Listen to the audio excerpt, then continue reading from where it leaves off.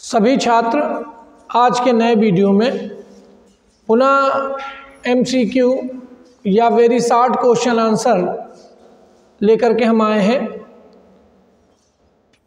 अगर हम इन क्वेश्चनों को भली भांति तैयार कर लें तो 90% प्लस हम आसानी से अपने विषय में पा सकते हैं। जितना ज़्यादा आप वेरी शॉर्ट क्वेश्चन को हल करेंगे आपके लॉन्ग आंसर उतनी जल्दी तैयार हो जाएंगे। तो एक तैयारी का तरीका है कि हम नंबर ऑफ क्वेश्चंस हल करें, अनसॉल्व पेपर हल करें और लगातार अपने प्रैक्टिस सेट पे काम करते रहें। तो आइए आज का हम लोग नया वीडियो स्टार्ट करते हैं।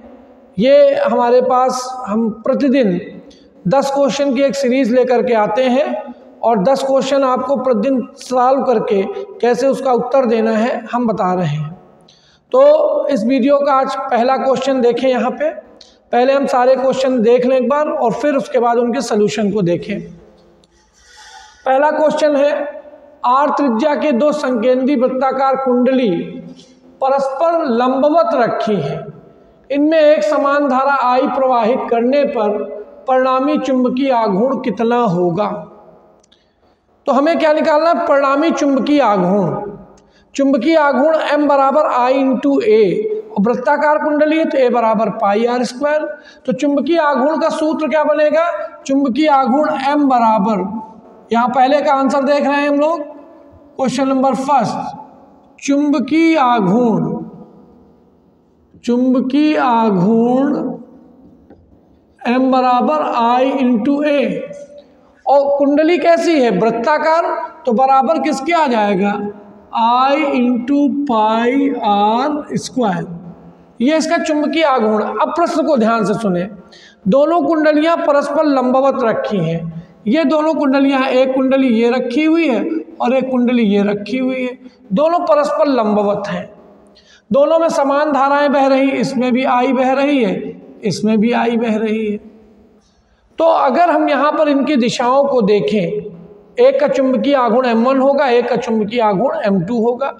तो हम दाएं हाथ के अंगूठे के नियम से देखें, अगर हम लोग उंगलियों को धारा की दिशा में मोड़ें तो अंगूठा की जो दिशा होगी वही चुंबकीय आघूर्ण की दिशा होगी। तो अगर हम देखो यहाँ पर हम देख रहे हैं तो दोनों के लिए एक की दिशा ये आ रही है M1 की और एक की दिशा ये आ रही है M2 की, यानी इन दोनों के बीच कोण कितना बन गया है, 90 डिग्री। तो परिणामी चुंबकीय आघूर्ण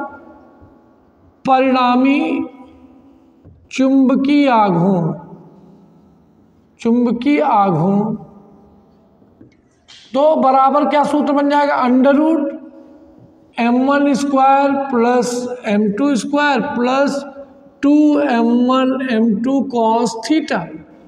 और थीटा कितना है, थीटा आपका 90 है।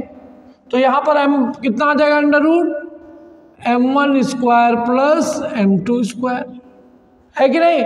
और M1 बराबर M2 कितना होगा, I into pi r square. तो यहाँ पर कितना आ जाएगा, बराबर under root M1 square plus M1 square बराबर √2 टाइम्स M1 बराबर √2 times I into pi r square. ये आपको उत्तर समझ में आ गया होगा। तो परिणामी चुंबकीय आघूर्ण कितना हो जाएगा, √2 times I into pi r square. ये पहले का उत्तर। तो पहले का उत्तर क्या लिख देंगे, √2 times I into pi r square. यही इसका परिणामी चुंबकीय आघूर्ण होगा। ये क्वेश्चन 1 नंबर में भी पूछा जा सकता है MCQ में, और ये क्वेश्चन 3 नंबर में भी पूछा जा सकता है। तो इसलिए हमको कॉन्सेप्ट को ध्यान रखना है। दूसरे क्वेश्चन पे आते हैं।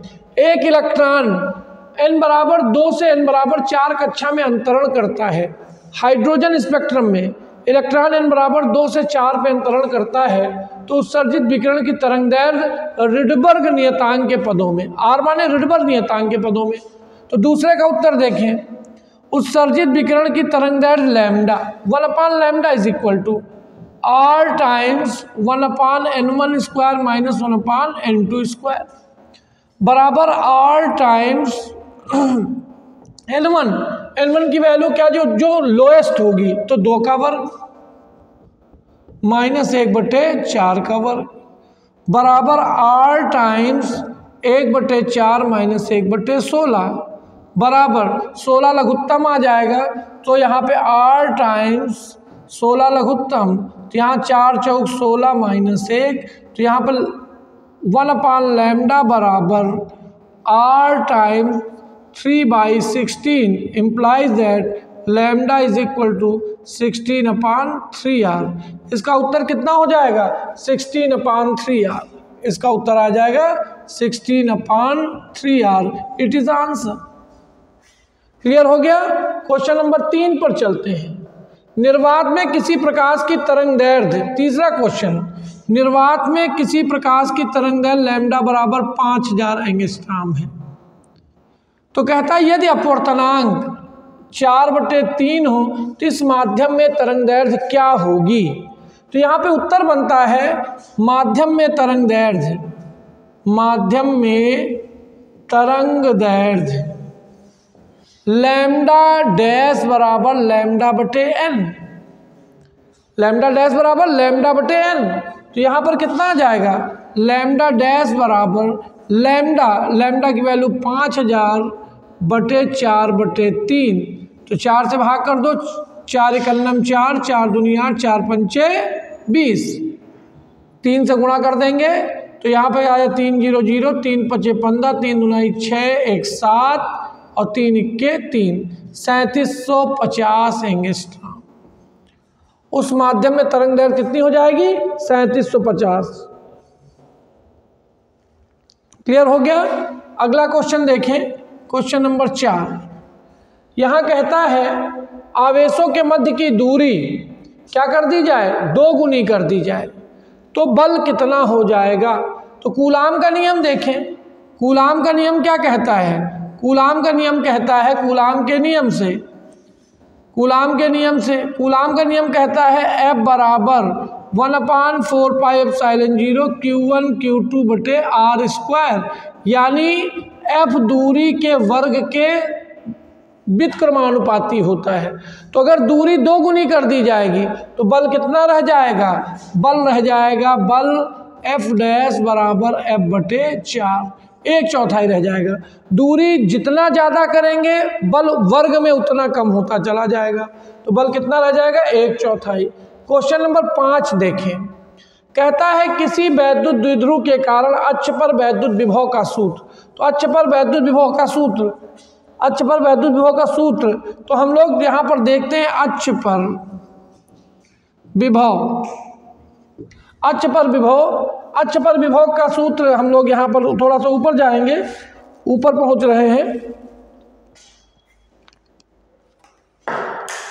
यहाँ पर देखें, हम पुनः ऊपर पहुँच रहे हैं। आप लोग वीडियो को पीछे बैक करके इनका आंसर्स को देख सकते हैं। बोर्ड छोटा है इसलिए मुझे इरेज करना पड़ रहा है। तो यहाँ पर देखें क्वेश्चन नंबर 5 को।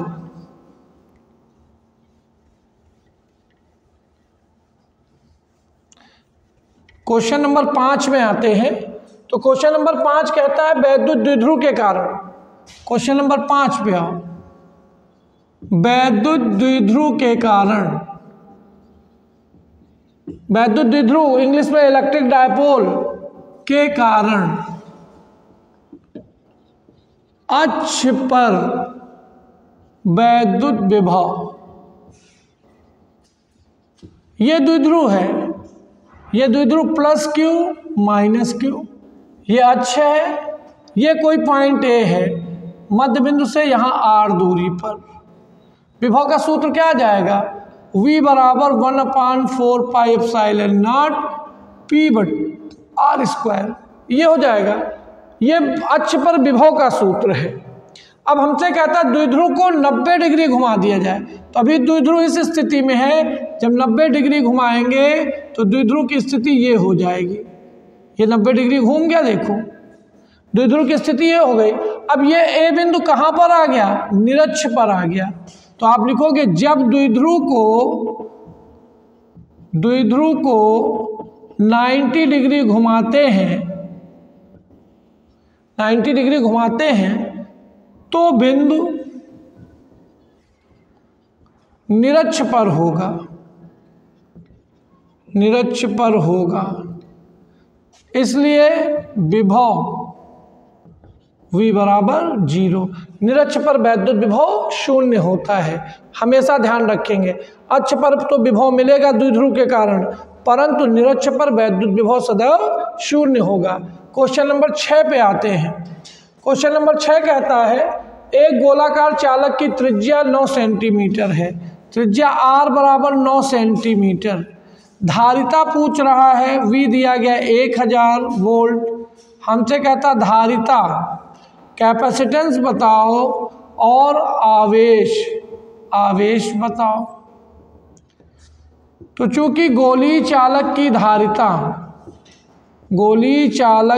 धारिता C बराबर 4 पाई एप्सिलॉन 0 R, तो C बराबर 4 पाई का मान कितना आ जाएगा, 4 पाई से 9 × 10⁻⁹।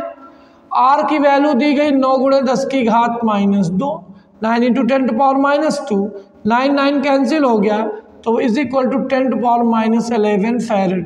धारिता कितनी आ गई, 10⁻11 फैरेड। आवेश का सूत्र क्या बनेगा, आवेश Q बराबर CV, तो C का मान 10⁻11, V का मान 1000 इज इक्वल टू आ जाएगा 10⁻⁻8 कूलाम। आंसर क्लियर है। अगले क्वेश्चन पे अगला क्वेश्चन देखें। क्वेश्चन नंबर 7, किसी पृष्ठ पर 800 बल रेखाएं प्रवेश करती हैं तथा 8000 बल रेखाएं प्रवेश करती हैं तथा 6000 बल रेखाएं निर्गत होती हैं, तो पृष्ठ के भीतर आवेश का परिमाण व प्रकृति क्या होगी। ये प्रश्न आया। अब ये कोई पृष्ठ है, यहाँ पर हमने Q आवेश ले लिया, इसी का मान निकालना है। अब हमसे कहता है कि ये बल रेखाएं कितनी 8000 प्रवेश कर रही हैं, ये 8000 प्रवेश कर रही, 8000 प्रवेश कर रही हैं और निर्गत हो रही हैं 2 बराबर कितनी 6000। तो कहता आवेश का मान ज्ञात करो। तो बच्चों यहाँ पर एक चीज़ का ध्यान रखना है, यहाँ कौन सा फ्लक्स धनात्मक होगा कौन सा फ्लक्स ऋणात्मक होगा वो हम यहाँ से देखेंगे। क्योंकि किसी भी पृष्ठ के क्षेत्रफल की दिशा सदैव पृष्ठ पर अभिलंबवत बाहर की ओर होगी। तो अगर हम इस पृष्ठ की बात करेंगे तो ये एरिया का डायरेक्शन होगा और बल रेखा के अनुदिश वैद्युत क्षेत्र की दिशा होगी, तो वैद्युत क्षेत्र की दिशा का डायरेक्शन ये हो जाएगा। तो इधर देखिए आपका φ1 जो होगा वो निगेटिव होगा, क्योंकि A और E के बीच का कोण थीटा कितना बन रहा है 180। और जो बल रेखाएं निर्गत हो रही होती हैं वो φ2 क्या होता है धनात्मक। इसलिए पृष्ठ से बद्ध फ्लक्स निकालेंगे, कुल फ्लक्स φ बराबर φ1 प्लस φ2। अब φ1 निगेटिव हो गया, क्योंकि पृष्ठ के क्षेत्रफल की दिशा और वैद्युत क्षेत्र की दिशा दोनों एक दूसरे के विपरीत हैं, ठीक है ना। तो यहाँ पर कितना आ जाएगा -8000 और प्लस 6000, तो φ बराबर कितना आ जाएगा 2000 माइनस का φ आ गया। और गॉस की प्रमेय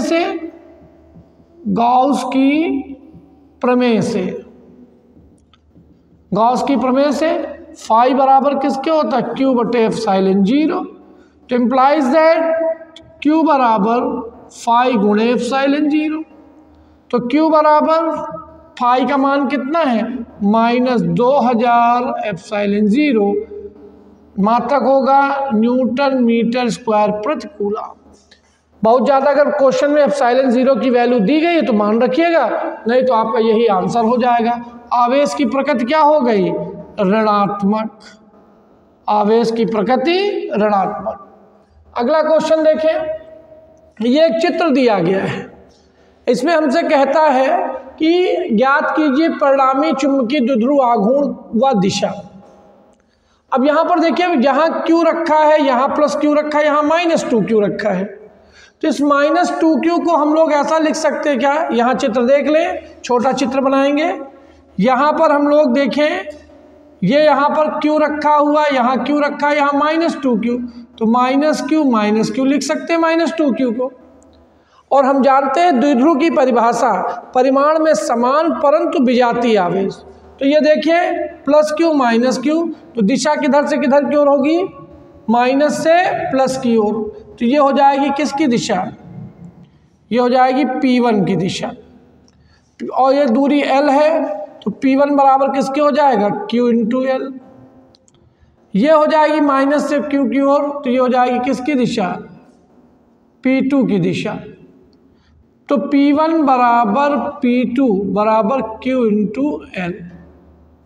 अब इनके बीच कोण कितना होगा, 60 है, चूंकि समबाहु त्रिभुज बन रहा है। तो परिणामी आपका हो जाएगा परिणामी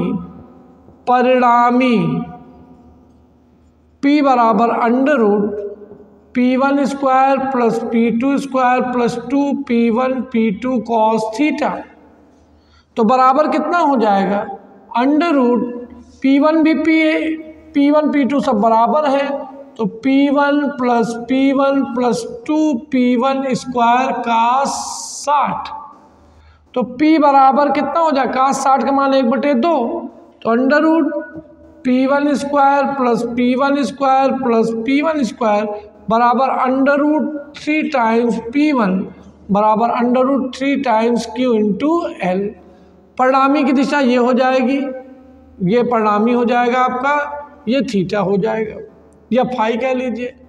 ठीक, तो परिणामी की दिशा कैसे निकाल दोगे, तो परिणामी की दिशा देखो यहाँ से कैसे निकलेगी। परिणामी की दिशा बराबर tan फाई बराबर P2 sin 60 बटे P1 + P2 cos 60।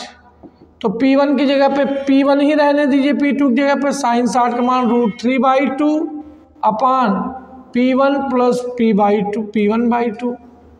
तो यहाँ पर कितना आ जाएगा, यहाँ पर आ जाएगा P1 √3/2 अपान 3P1/2। तो P1/2 से P1/2 कट जाएगा, बराबर 1/√3। और 1/√3 में किसका मान होता है, tan फाई बराबर tan 30, इम्प्लाई दैट फाई बराबर 30 डिग्री। तो 36 से 30 अंश के कोण पर।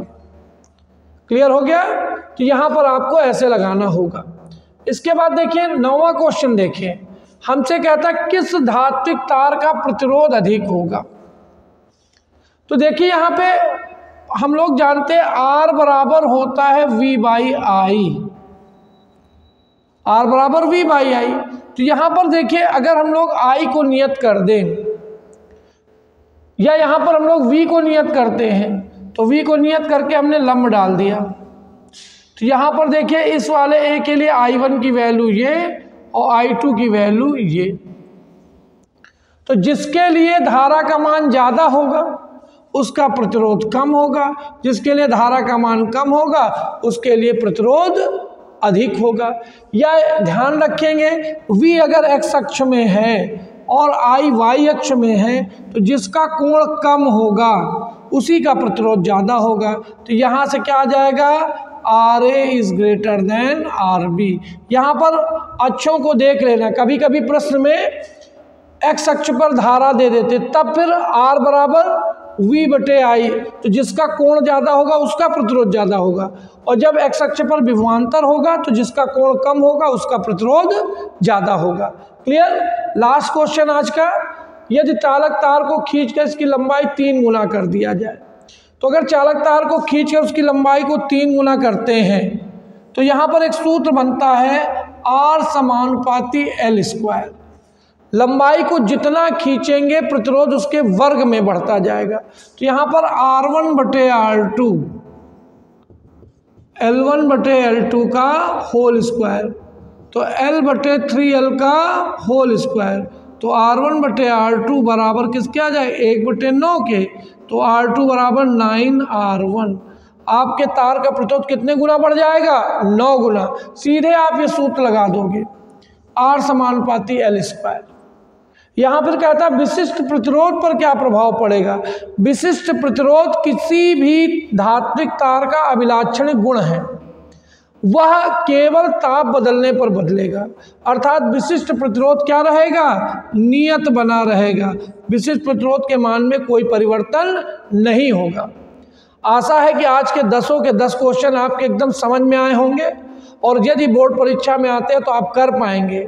ठीक है, इसी आशा के साथ फिर अगले वीडियो में मिलेंगे। धन्यवाद।